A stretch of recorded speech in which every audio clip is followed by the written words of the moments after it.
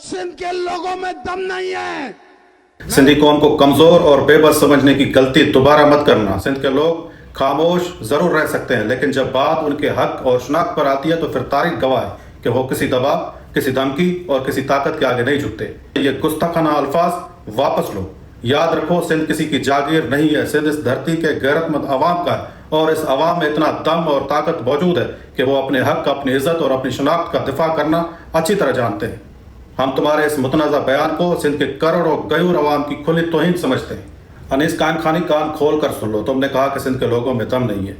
ये तुम्हारी भूल और गलतफहमी तो हो सकती है, लेकिन तुम्हें याद रखना चाहिए कि सिंध के लोगों ने तारीख के हर दौर में अपनी धरती, अपनी सकाफत और अपने हक के लिए कुर्बानियाँ दी हैं।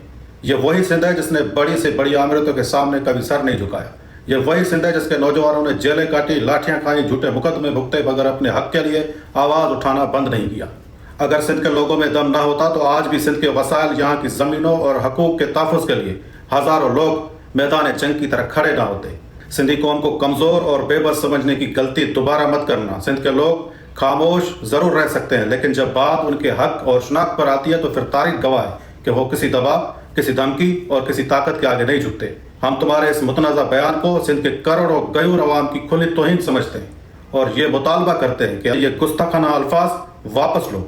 याद रखो, सिंध किसी की जागीर नहीं है। सिंध इस धरती के गैरतमंद अवाम का है और इस अवाम में इतना दम और ताकत मौजूद है कि वो अपने हक, अपनी इज्जत और अपनी शनाख्त का दिफा करना अच्छी तरह जानते हैं।